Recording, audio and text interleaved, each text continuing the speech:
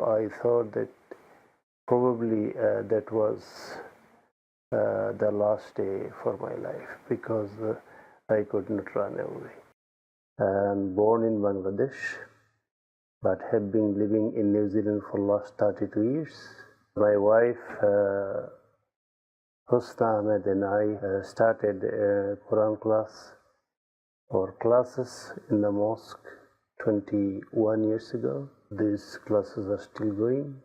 Since 15th of March, I feel I am responsible to talk about what Islam is, and also how Muslims, non-Muslims are under the same umbrella in the brotherhood. It was Friday. My wife and I, we went to the Jummah. Our plan was that we would finish the Jummah and quickly would go to Riccarton High to pick up our child. We parked the car at the back in a usually a wheelchair place for me. And then she went to the ladies' room and I went to the men's side. I was going to the main room, but after entering there is a classroom, and in there I found a brother. I won't mention his name. He was diagnosed with cancer. So I felt that I should go to him, hug him, talk to him, and do some dua for him. Usually I pray inside the main room, in front row on the right hand side, where the most casualties took place on that day. I heard the gunshots. Initially I was confused, but people who were in other rooms, they started to run away. They came out in front of me, and then they were going on my right hand side out through the exit door. The gunshot was increasing. I saw some people were running, blood on them, and then I was very, very sure that it was gunshot. I did not see the gunman. I did not know how many people were there, but the moment I realized it was gunshot and already some people were injured and running away, I thought that maybe a group of people have attacked us. And also I thought that probably that was the last day for my life because I could not run away. But I was looking at the positive side. I was smiling when I was thinking that Allah, you gave me 21 years after my accident. Because after my accident, my medical team, they predicted only 7% chance of my survival. So I was thinking of that, and I was thanking Allah, and I was even smiling. So I decided to make a move to go out.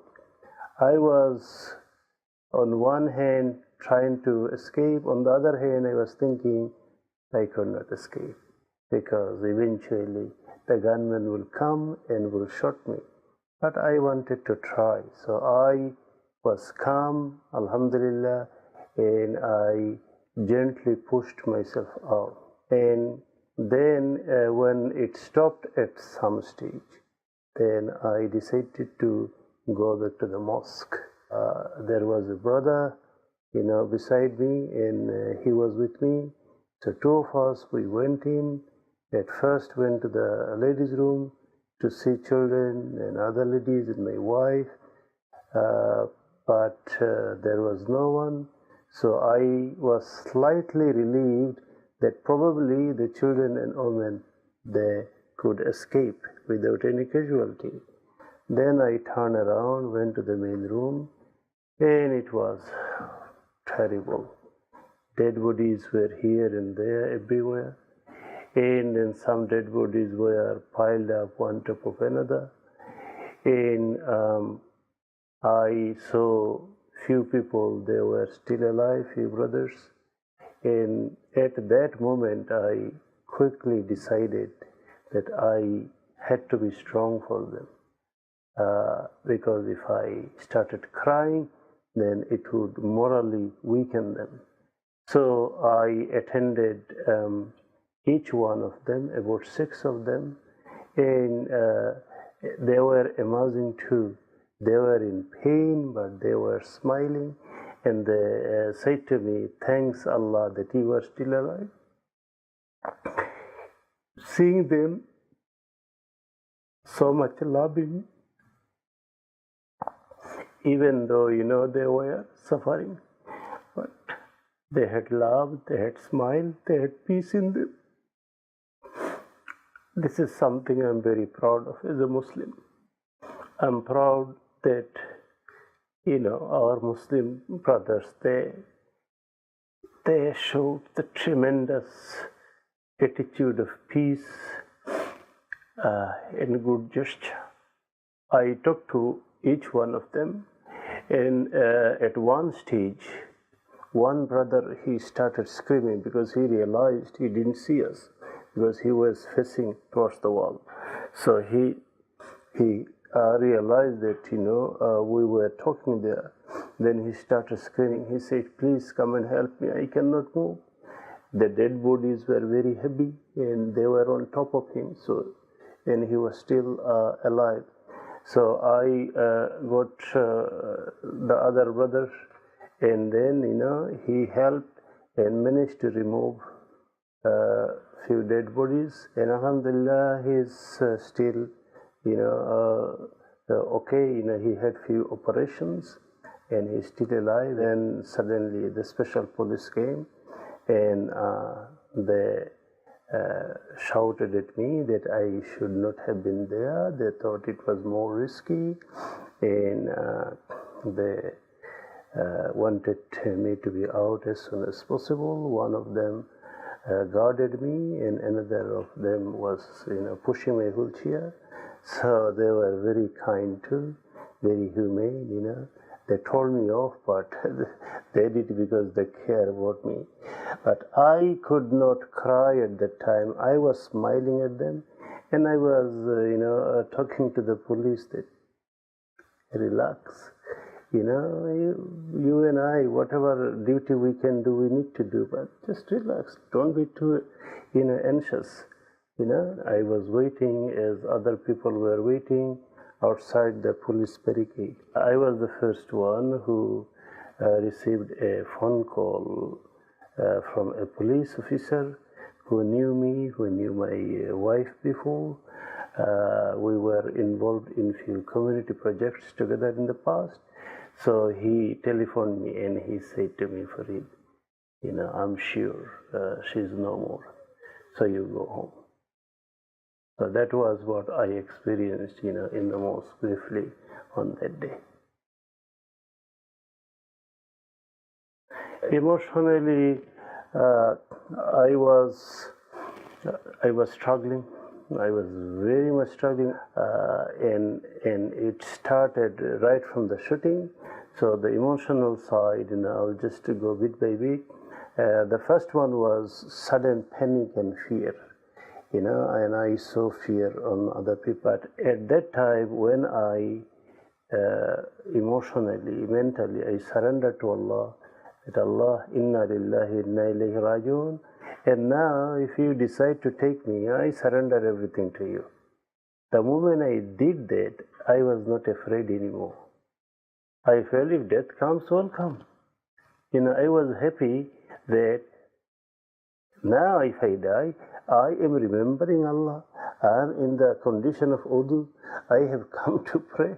I am a peaceful worshipper. I am not a criminal here. I have not done anything wrong. So I was really, really, suddenly all the positivity came and my fear went away. When I was outside hiding, every shot was giving me pain in my heart. And I was struggling. What should I do? How do I react? Again, I just thanked Allah, that Allah, thank you. You did not make me crazy like him. Because he screwed up, misguided. And not me. If he had understanding, then he would not have done that. With that, I actually thanked Allah, and Instead of hating or getting angry, I could have sympathy for him, that Allah guide him. So that helped me. Thirdly, I was getting too much anxiety all at once. What's going to happen to my wife? What's going to happen to lots of children? What's going to happen to the Muslim ladies or men? What's going to happen to afterwards? To Muslim. What will happen to New Zealanders? Are we going to face any riots? Are we going to face any economic embargo from Muslim countries? All sorts of things, I was trying to think, and I was trying to expand my mind like a balloon to absorb more and more and more. And that was helpful, because that helped me not to focus on the grieving side. That helped me to think more. And it was also good, alhamdulillah, I managed. But the moment I heard the telephone call about my wife, that was a sudden electric shock, and I felt like I will be thrown out from a wheelchair. I'll be on the ground. Suddenly I felt like the sky is falling on me and the earth is moving away from me, and I'm sinking. And it was few desperate moments, few desperate when I was struggling to find a place to stand on. Then quickly it came to my mind a verse from the Quran. Yaqub alayhi salam, Prophet Jacob, when he received the news about his son Joseph, he was suddenly in shock, in grief. And in reaction to that, he said, فَصَبْرٌ جَمِيلٌ. I'm going to have patience without complaint. So that was my first feeling, the emotional reaction. I'm not going to complain. Inna lillahi wa inna ilayhi raji'un. Whatever Allah decides for me, without any complaint, I will face it. Then the next emotional hurdle was facing my daughter. How I was going to tell my daughter. Sister Aisha, I telephoned her and I said, you go to the school and you'll pick up my daughter. Do not tell anything. Leave it with me. I have to tell her. I don't want a third person to tell her, because her mother was the closest person to her. And now she and I, we have to team up. And if we are weak in the teaming, then we'll be weak in everything. So I wanted to tell her. But what can I say? What could I say? And then again, I was thinking, but I gave up. I said, Allah, I surrender to you. You give me wisdom. Like angels, they used to say, Subhanaka la ilma lana illa ma 'allamtana. Oh Allah, you are free from mistakes. And whatever you teach us, that much we know. We do not know more than that. So I left with Allah. Then I said, I'll pray to Allah, and whatever comes to my mind at that time, I'll say. So I was waiting here, she came, and it was the most emotional moment. She asked me, where was her mom? And I said, with Allah. That was the word, two words came to my mind, with Allah. I could not say dead. I could not say she's killed. I could not say, because those things would have, given me and her more pain. So, I was so pleased that Allah helped me with the right wording, with Allah. She said, are you telling the truth? I said, your dad never lied to you. That night was the longest night, most troublesome. People left around 11 o'clock. And then 11 o'clock, I decided to have a meeting with my daughter. And Aisha, she is my far relative and also my wife's niece. So I wanted to talk about two things. We wanted to take a decision about two things. That one, emotionally, how are going to face the situation? That are we going to suffer or ruin ourselves with grieving, or are we going to turn around and be strong and do some good before we die? So that was the first question. She came up with a good analysis and she said, we have to bounce back. We have to be resilient. The second question to her was, how should we feel about this qillah? Again, she came out with a brief answer with an analysis that we should feel sympathetic because he doesn't have understanding or loving feeling like us for some reason. If we feel sympathy, that means we can free our hearts from pain, from suffering, from anger, from grudge. I went to bed at night and that was the time, I felt the hardest moments. It was awful. I felt I had no peace in my heart. And I then wanted to work out quickly to resume peace in my heart. What to do. Then, in crisis time, sometimes even the right things doesn't come easily in our mind. I was thinking, Allah, what can I do? Then, the verse I remember, Allah said, وَاسْتَعِينُوا بِالصَّبْرِ وَالصَّلَاةِ. Seek my help with sabr, patience, and prayer. So I said, okay, I'm going to start praying. I was so dry, I could not even cry. I wanted to cry because crying is healing. I couldn't. Then in my sujood I was praying to Allah, Allahumma anzil sakinata fi qulubina. Oh Allah, grant peace from you in our hearts. After a while, I felt so peaceful. Even though I was emotional, I was crying, and I could, in my sujood, I could cry with opening my heart. And it sort of washed away all the absence of peace from my heart, all the fears and anxiety. By the morning, I was still crying and emotional, but I had peace in my heart. And Alhamdulillah, from then, I went out to the help center, and there, they asked me to give a talk. That how come you are smiling?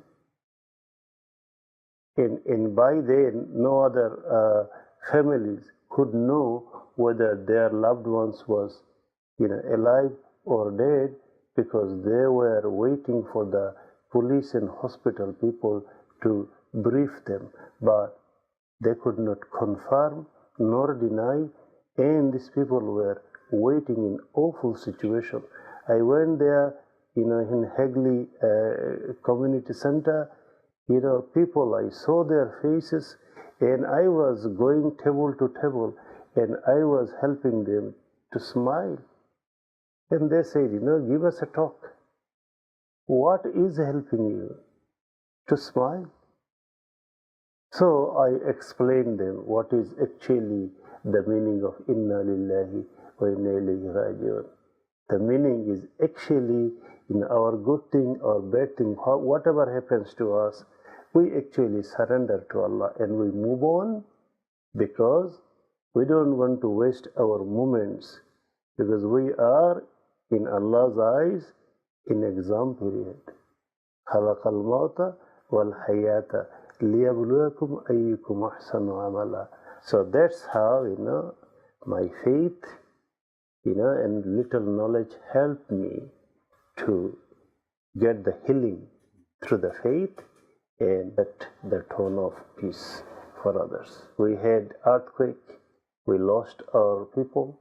We had 15th of March, we lost our people, and we have shown again and again that calamity brings us closer together, makes us to reflect again who we are and how we should be.